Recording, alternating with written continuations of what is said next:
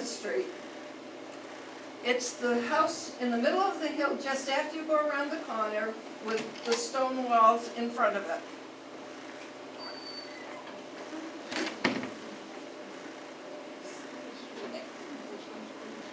I started school 75 years ago in September. I went to the first grade.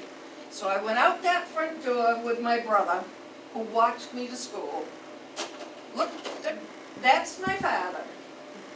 And he thought I was perfect. My mother was a nurse at the Millet Sanatorium. And this was the nurses' quarters across the street from 63 Plymouth Street. You'll see it now. It looks pretty much the same. This is number 60 Plymouth Street, and the Dowlings lived there. But it was the nurses' quarters, as I said, for the nursing home. And there she was as a nurse.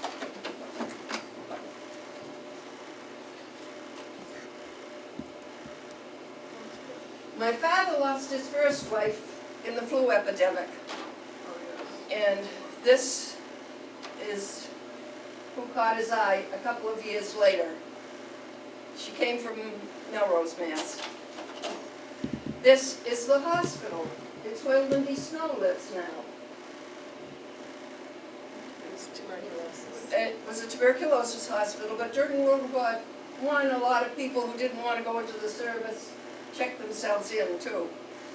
The very far end was moved down Plymouth Street. It's now part of 100 Plymouth Street. The middle part, where you see the first nurse standing, was moved in back of the field in Ms. Alden's house at 37 Strong's Avenue. And the rest, the main house is still standing, where Lindy lives. And of course, when I was growing up, the Bartletts lived there. Mr. Bartlett was a famous artist. He himself came to that house because Francis Davis Millet, who was a famous artist, and went down on the Titanic, had lived there. And that's my little granddaughter that's graduating from college in May in the corner, Abigail. And this is the house, pretty much as it is now, but Mr. Bartlett painted that for a Christmas card. And the studio where Francis Davis Millet had his art, did a lot of his artwork, is down over the hill. The library has several pictures of Mr. Millet, and also there's a very famous painting at the old Bridgewater Historical Society that Mr. Millet did. Then I saw the church. This is where I went to church and Sunday school. Of course, now it's famous for Paul John Rich. Thankfully, he's left, and it's now the Grace Bible Church. But we used to have church suppers there once a month, and it had dancing lessons there. We had all kinds of things. 1938 hurricane. Some of you have seen this. But we stood out and danced in the rain up at the top of the hill, all the kids in the neighborhood, and watched the steeple go over, back and forth. And just as it went, my brother took that picture from the top of the hill, and it landed in the pew. And that's the police department? That's Chief Everett Russell, and Mr. Humble was the custodian of the church. And the beautiful old organ in the choir loft.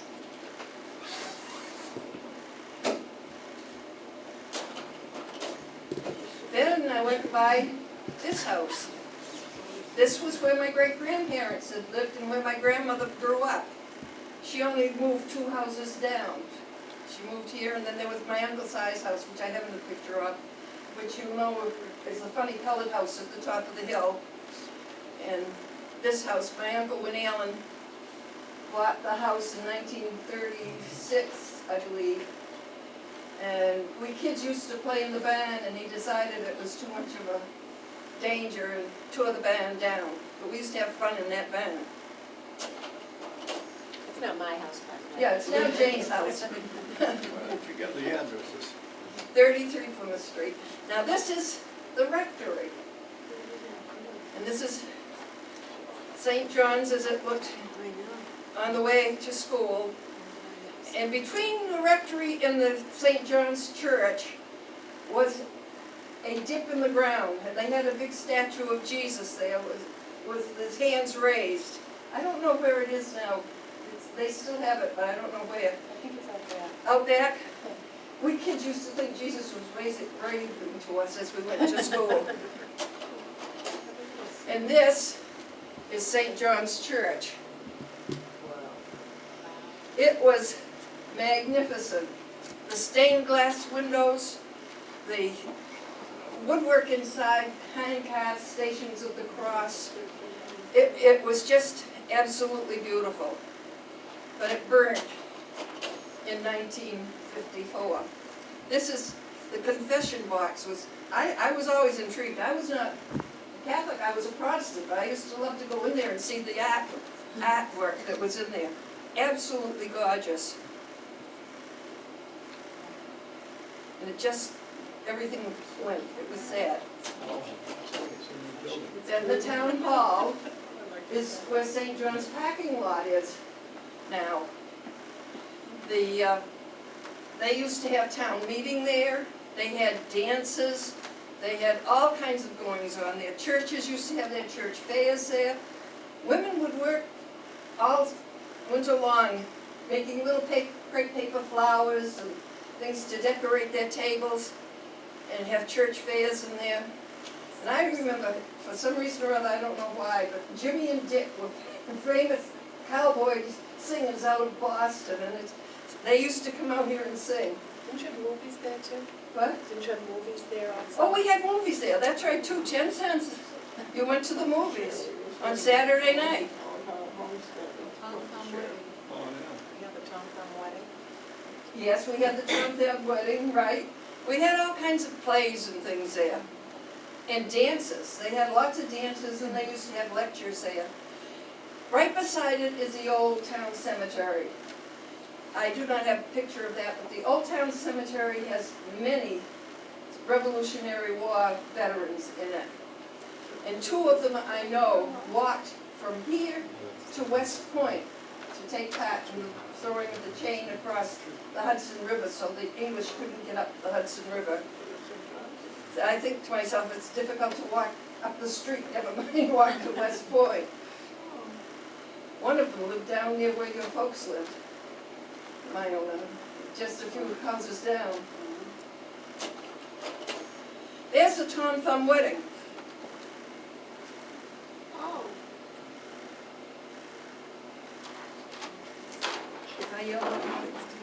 that was put on in the upstairs hall of the town hall. The town hall.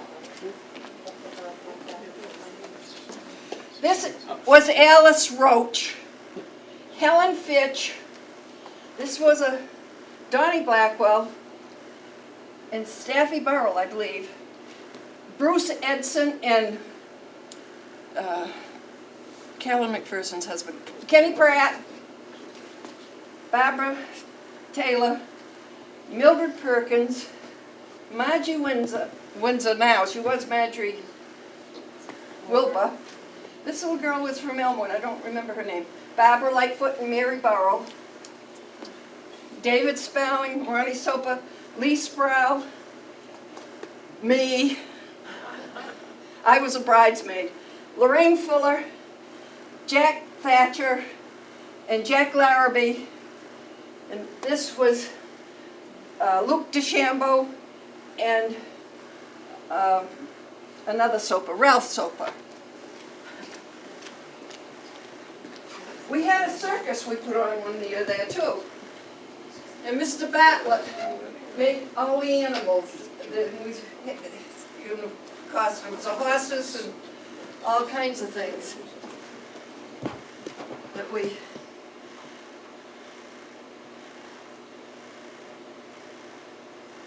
Okay? Now, the next house was Mr. Sheldon's.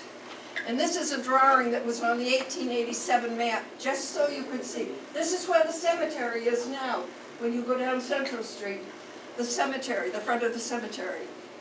It was Miss Kim Sheldon's estate. Some of you will remember Jesse Jackson living in the shed, the house that was attached to the greenhouses. Jesse lived upstairs, his horse lived downstairs. And this was a magnificent estate. One day, Mrs. Lucy Sturgis used to go up to see Mrs. Sheldon every now and then. And Mr. Sheldon came to her and said, "Don't go see my wife tonight, she's not feeling well." So he went downtown, bought his papers, came back.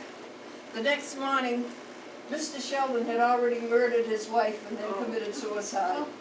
He lost all of his money in investments in land out in the Midwest. You hear of the Rogers and Sheldon mill site up on West Union Street. He was the Sheldon part of it. And that's an actual picture of the house. It was torn down in 1932. 37. 37?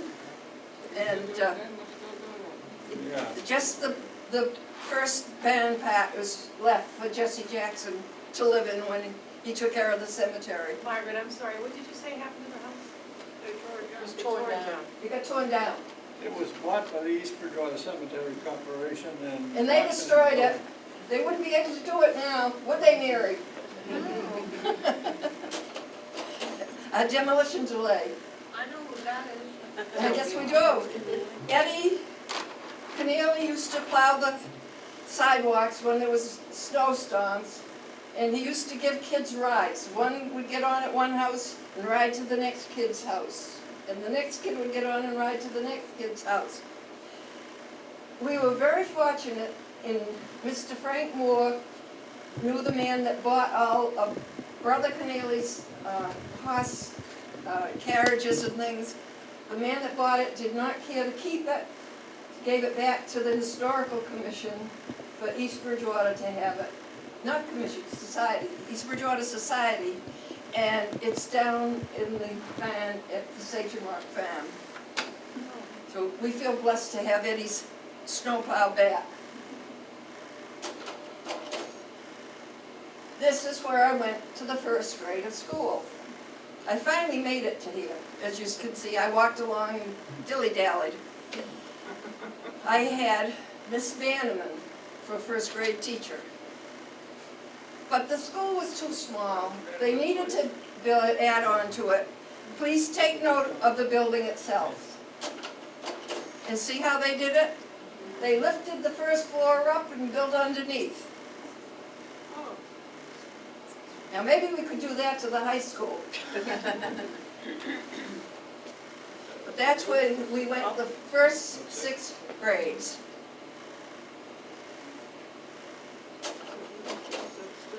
And next to that was this house, which was the Fuller's house. And Mr. Fred Fuller was a select man of everything, county commissioner, and you saw his granddaughter Lorraine was in the Tom Thumb wedding. He ran a general store downtown, sold everything, old shoes, not old shoes, but when he retired, there were shoes in there that were 100 years old. Margaret, where was the school and where was this building? What are the locations? This house, Yes, this house and the school. right next to it was right next to the Allen School. And the Allen School was where? Directly opposite Central School. Right. Central School. The new part of the Central Cemetery is where the Allen School stood, Which is opposite the Central School. opposite Yes, Central yes. School, yes. And the other house is still standing. Or is it? Yes. This house? There's a house now that's in front of the Terry, where the Delayers live. And then there's this house. This is right next to Mrs. Griggs's house that burned. Yeah, right next to the Griggs house which burned.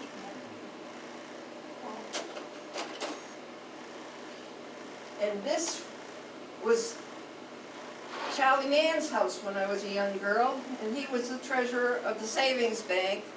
Then it became Dr. Morris's. It is now the site of the nursing home. They tore this building down and built the nursing home there. When was that? When did they tear this down? Somebody speaking, I can't. When did they tear it down for the nursing home? Oh, do you remember? It was in the early 1960s, I Yeah, think. the 1960s. No, it wasn't fifties, it was sixties.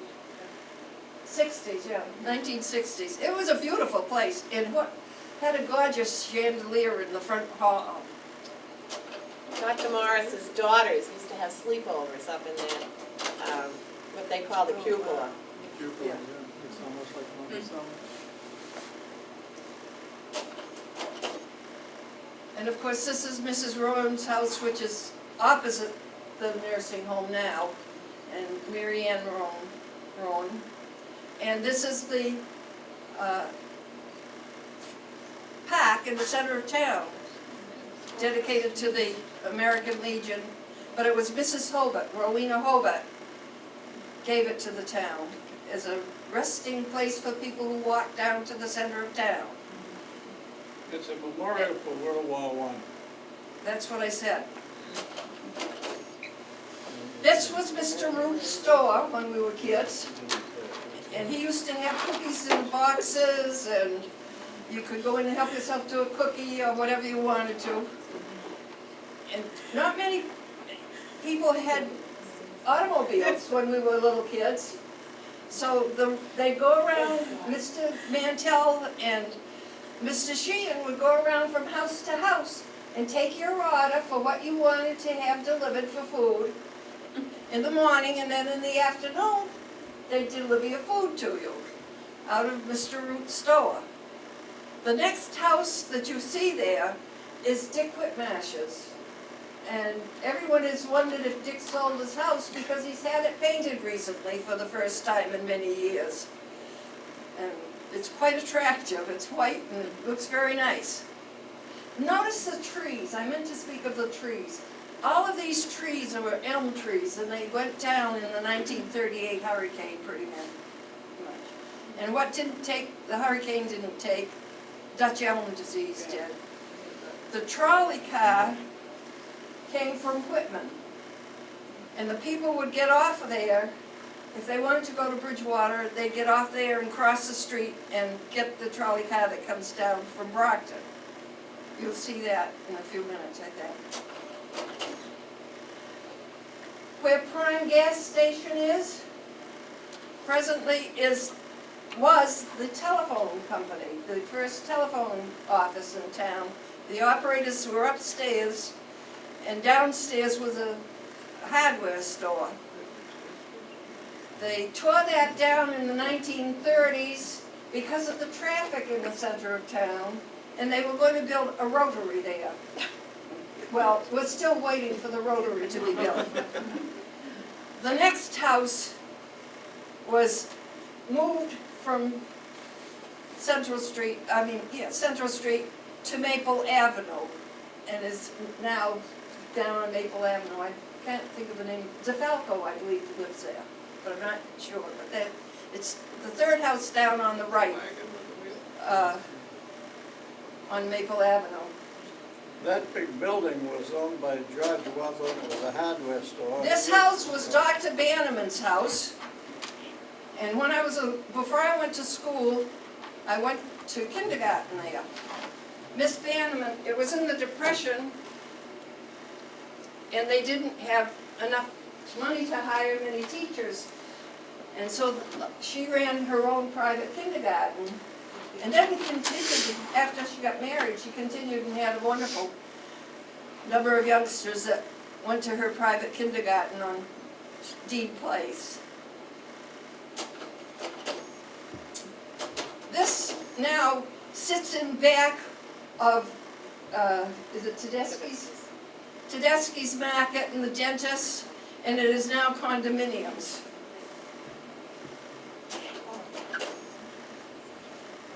The next house on the right was Dr. Richmond's house. And many of you might have known Mrs. Langlois. She was Dr. Richmond's daughter. And she taught elocution lessons when we were little. Mary Burrow, Virginia Bailey, and I, and many more. We would go up in the tower and have our elocution lesson for the day. And Dr. Richmond's house was torn down to make room for Stelio's, which is now Commons.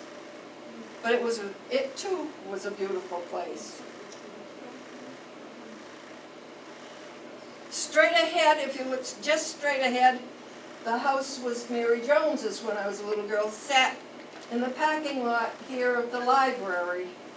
And Reverend Rich moved that down Plymouth Street to the foot of the hill, and it still sits on Plymouth Street, next to where the office of the old Gym Works company was, Murray Company.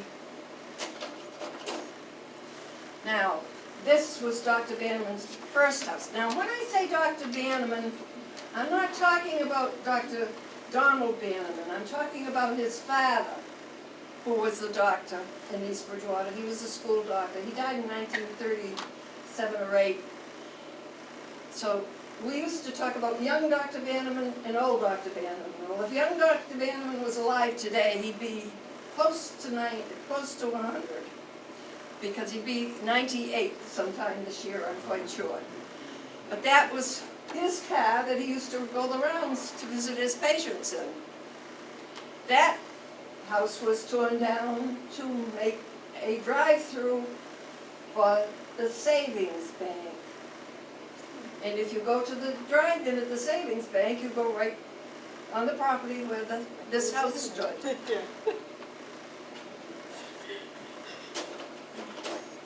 And of course, this is a savings bank. During the days of Bonnie and Clyde, obviously. Yeah. This was, when you went inside, I think the inside is here, that you noticed the grating on the front of the building because they were afraid of gangsters. It was put on in the 1930s. No, I didn't. But the inside, when you went inside the bank, they had glass in front of you so that you couldn't reach and talk to the person. You had to talk through the window to the tellers. The town offices were upstairs, the police department. Now, of course, they've made it all looks different. They've taken over the whole building. This house was Mrs. Chandler's, and for many, many years she was a librarian here in the town.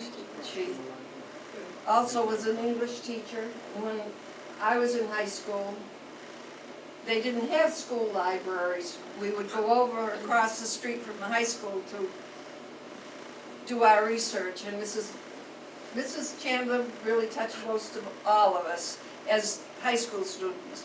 The other librarian was Mrs. Morehouse, and some of you know Zilpha Gray, who just lost her husband a few months ago. Her mother was the children's librarian at downstairs, and it didn't look anything like it does now, believe me.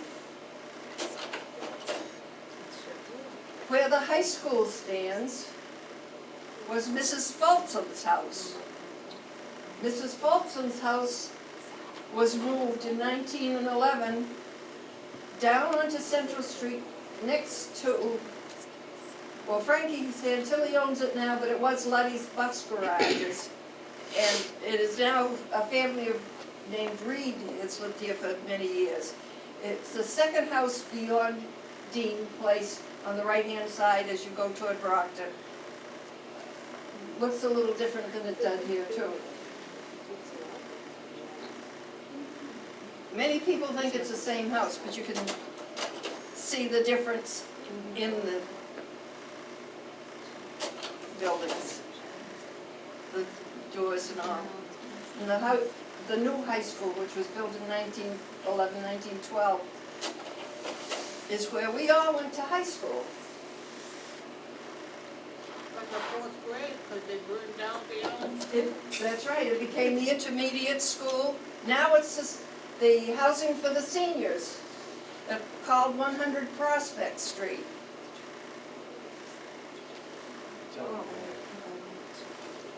The gym on the left-hand side, we used to have some championship basketball teams. It was quite a good place.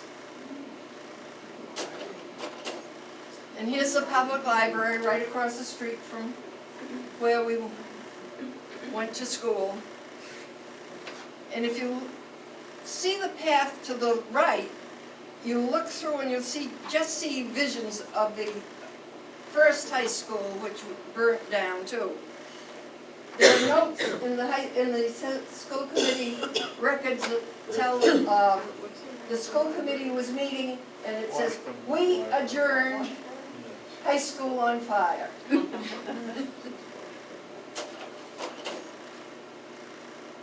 This is a little bit further. I didn't see this on my way to school, but I want you to know some of the places that really have been destroyed, torn down, I think destroyed, because this was Dr. Hector Orr's home. Dr. Hector Orr was named the ambassador to India by John Adams. So you can see when he lived in the early 1800s. And he was sent there. But the inside of that house was all mahogany woodwork.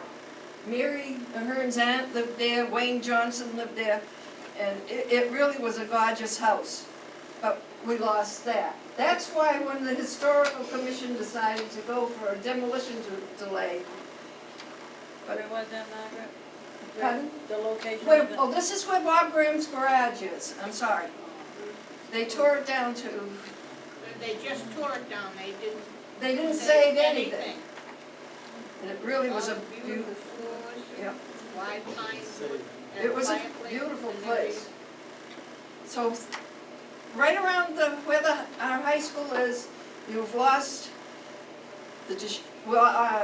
Dr. Bannerman's first house, you've lost the Richmond house, you didn't lose Mary Folsom's house because that was moved, but you've lost this house, many houses. DeChambeau's down on West Union Street, that's been torn down too.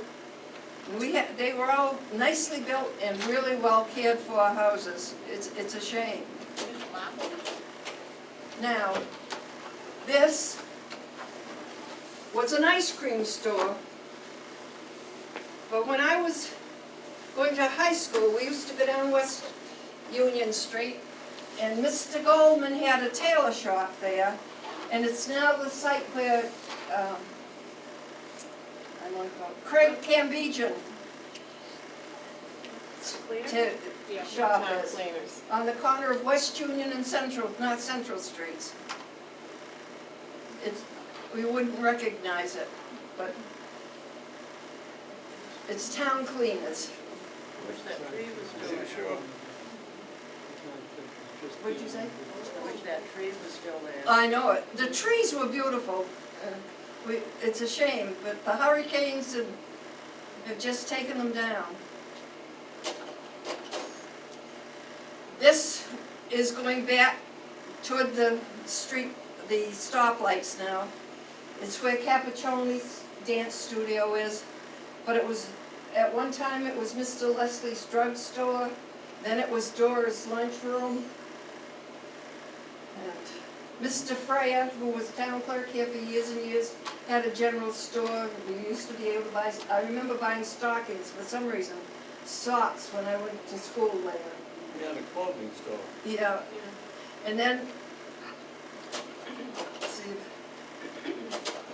well, what is the Happy Frog now? Was originally a store in West Bridgwater. In the early 1800s, it was brought over from West Bridgwater and put up where set up where the savings bank is now. when they wanted to build the savings bank, it was moved down to its present location. So that building has been moved twice. And it's it's close to 200 years old now. Isn't that where the Curlys had their drugstore? No, Curly's drugstore was Curly's, in the yes, it was up, location of the East Bridgwater Savings up Bank. by the savings bank. Oh, I always thought it was in that building. No. When I was in high school, Mary, there were two Jarvis families that lived there. I mean, not high school, but when I was a youngster in elementary school, two Jarvises lived there. There was Phyllis Jarvis and Marilyn Jarvis, and it was a two-family house. Also, Mr. Phillips lived on one side at one time. It was Frank Leslie then took it over and made it into a drugstore.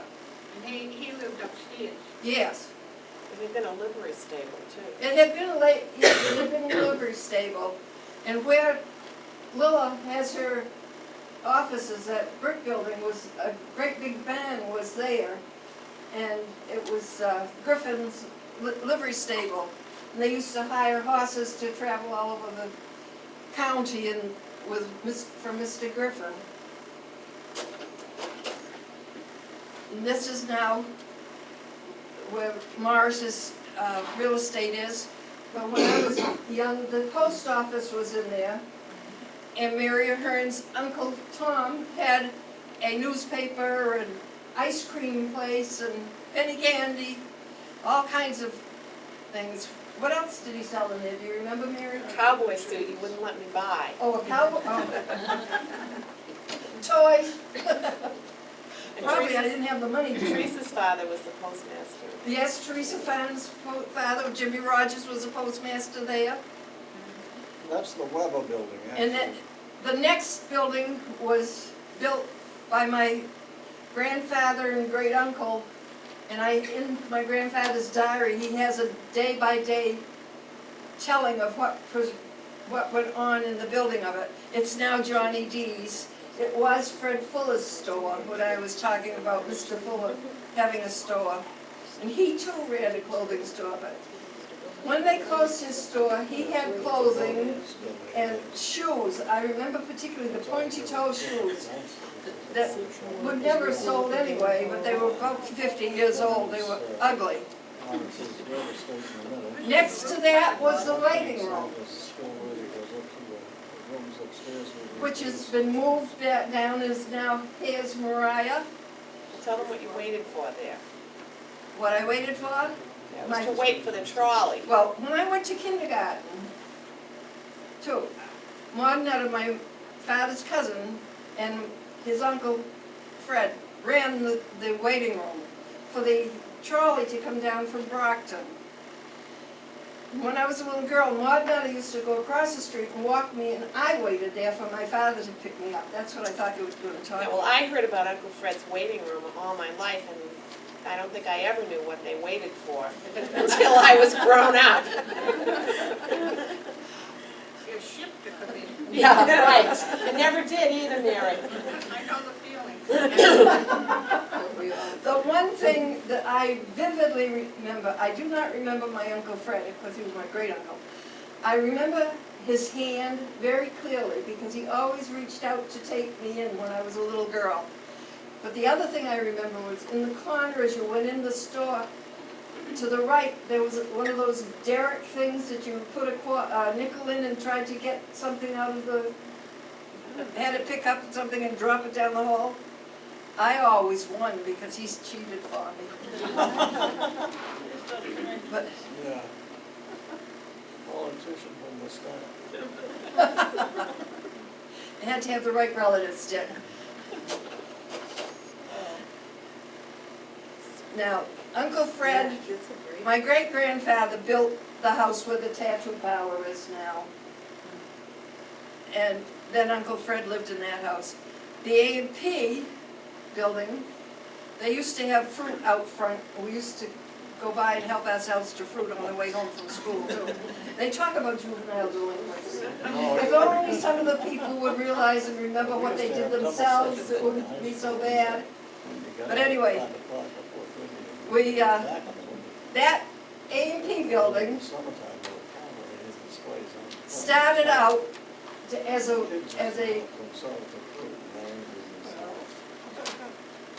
what did Mr. Churchill have? A sawmill down on Willow Avenue where the town barn is. And that was moved up, and if you know, right off, as you go onto Spring Street, there's a little building that you go in on, looks like a cellar. It's a type It of is a rod cellar. gun. It's a rod and gun, but it is a cellar, because this building was on top of the rod and gun shop. And there was an ice cream manufacturer, Ralph Baker, used to have cars, little trucks, refrigerated trucks that went around when we were little and sold ice cream out of his trucks. He was one of the original good humor men, not the, but one of. And I know I was sick one time, and we had flat roofs out of our bedroom windows. I went out and stopped the ice cream man, and he told my mother how happy he was to see I was feeling better. And she said, "Well, what do you mean?" He says, "Well, she just stopped me for this ice cream." I put in my order. I went out on the roof. There was a big horse chestnut tree. I can see it. That was a horse chestnut Yeah. tree. Yeah. And you opened up the horse chestnuts when you went on. And when we were in high school too, Jack Stengel ran a delicatessen, and he had the most wonderful strudel in there. Oh, it was just wonderful. Jack Stengel's delicatessen was really fun to go into. It then became the pizza place, and within 2 or 3 years now has been torn down.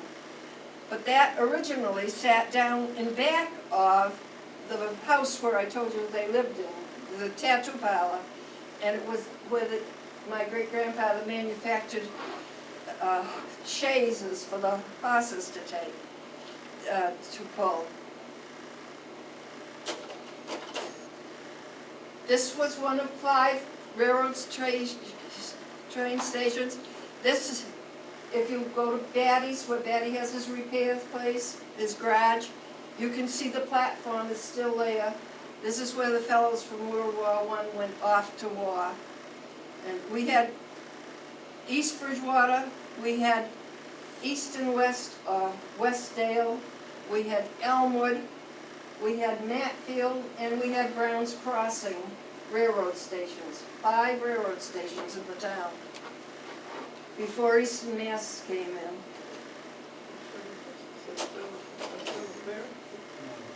And this was Ryder Grain. This building has been torn down. It's now part of the parking lot for the Methodist Church. And Donnie Almeida's garage is there. The house beyond has also been torn Yes, the down. house beyond was where the Dodge kids lived. This was Woodard and Wright's factory, which is now part of the Brownfield. Brown area down on opposite the post office on West Union Street. Employed many people. Dick's father is the man in the very back on the left-hand side with his hat on. He was the superintendent there. And this is Old Colony Foundry.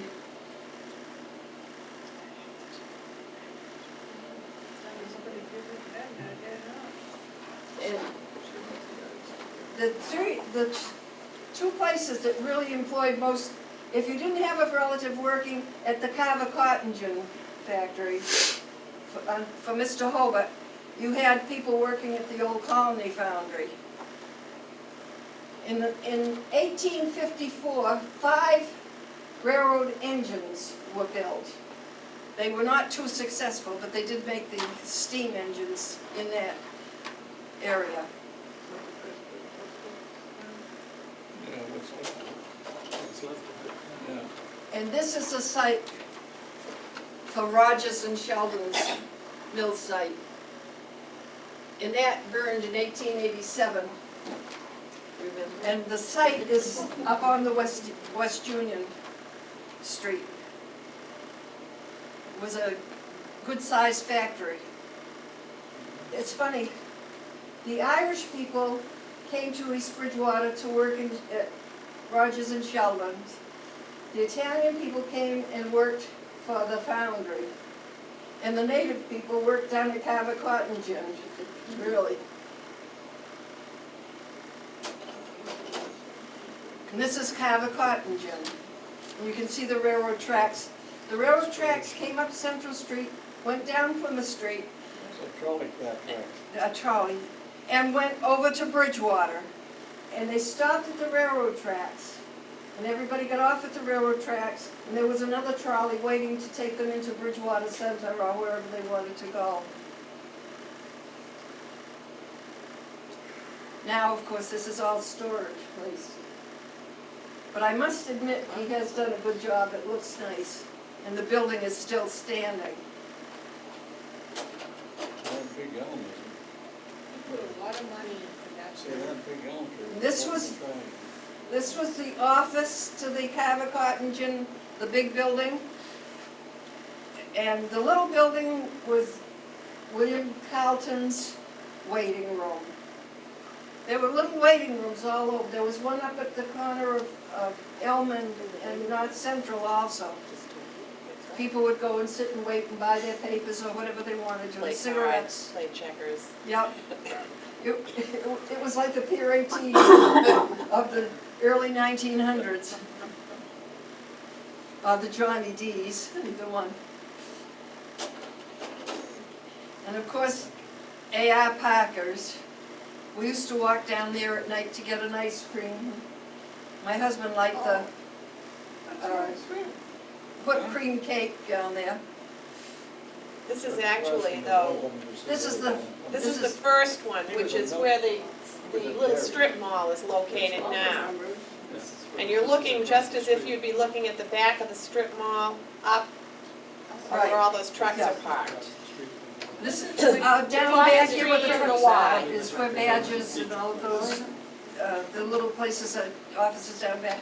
And down and back also, Mr. Parker had a zoo. Remember that, Meredith? Yeah, Remember the zoo? we could hear the cat at night. They Yeah. all went up to Southwest when he decided he wasn't gonna have a zoo anymore. And then A.R. Parker's moved across the street where the Y The is. restaurant, Yeah, but yeah. this is when he delivered milk. Right. That's right. That's right. And he sold the milk company to Hoods. They used to deliver milk every day. After World War II, he sold it to Yeah, Hoods. That's right, well, they were all lined up to the picture. Now, this is your Elmwood train station. And it's difficult to tell you. There's a house that sits sideways, as this does, on West Street, just a couple of houses, a couple of places before the nursing home. You can see where the tracks went across, and the house sits pretty much where the Elmwood station will. It was moved to Park Avenue, and it's a little house now that's for sale on Park Avenue. This is Westdale train station. Oh, and this is the other place people should know, it's historical. Reverend Timothy Otis Payne went into the woods and carved on a rock over and back of the Elmwood Cemetery. And the property is being encroached upon by a housing development from the back. Can you read it? It's back at the Elmwood Cemetery in the woods. It was done in August of 1862, I believe. This rock I visited so oft, I wish may here remain. When yon, I don't know. Brick shaft. Yeah, I can't go any further than that. I can't read it either. But I have it at home. Yeah, I I should have have it brought at home also. But there was talk about somebody thinking that they should move this rock. It's 10 foot by 6 foot. I don't think anybody's gonna move it. It's part of a ledge, It is. and it is historical. The Historical Commission has just been discussing it in its meetings. What made it historical? Just because the guy carved that on there, he was a famous writer in Minnesota. The first fire station was on Maple Avenue. It is now a garage and a home upstairs, and there's a repair garage down underneath it. It's just beyond the condominiums on the left-hand side going down Maple Avenue.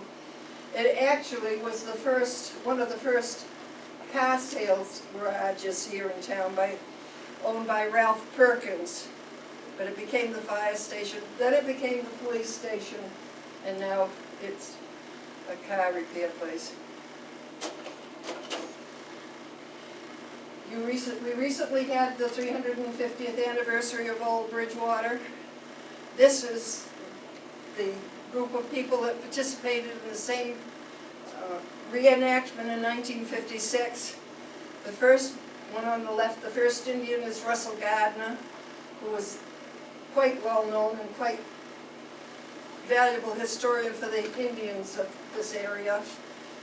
The second man, if you know Phyllis Walsh, it was her husband. She's Phyllis. His name was Brock. I can't think of his first name. Then Reverend Perry from Gayhead, the little. He was the chief He of was the the chief of the Wampanoags at that Wampanoags, time. right. Professor Louis Stearns, who was Mrs. Robert Leland's father and Mrs. Belknap's father. And then Dick is the pilgrim standing up, and Billy Holbrook is the pilgrim in the front laying down the coats for the Indians to take away.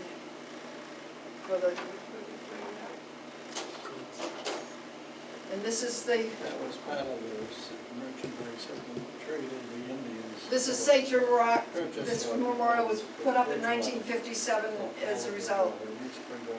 They got all of the land of Bridgewater, it's Old Bridgewater, East Bridgewater, Bridgewater, West Bridgewater, and Brockton, for 7 coats, 9 hatches, 8 hoes, 20 knives, 4 moose skins, and 10.5 yards of cotton. So the poor Indians really, Was that on sale? I think so. So, and the statue to Massasoit has been moved from the high school property down to the Sachem Rock Farm where it really belongs. And if you drive in, that's one thing you should do, is drive in and see the property if you haven't done it, because it is beautiful. And this will greet you right in the island as you get up to the buildings themselves. I've had a number of people ask why it was ever put at the high school. I think the simple explanation is that in 1956, the high school was brand new and people were really proud of it. And it was sort of the place that you would put something. And then over the years, the bushes grew up, and so it's nice to have it back where it should be. Well, it's strange. This was put up in 1956, and the Sachem Rock monument was put up in 1957. No explanation for that. But that is the end of my story. These are the things. Can you put the light on? That is the end of my story. I hope you enjoyed it. And what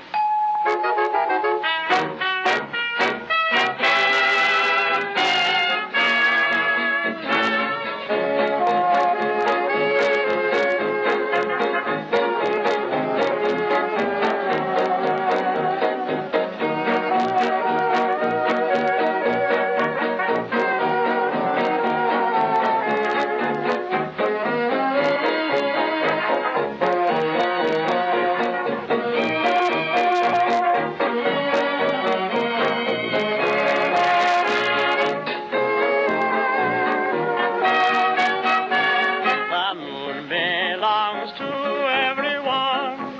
The best things in life are free.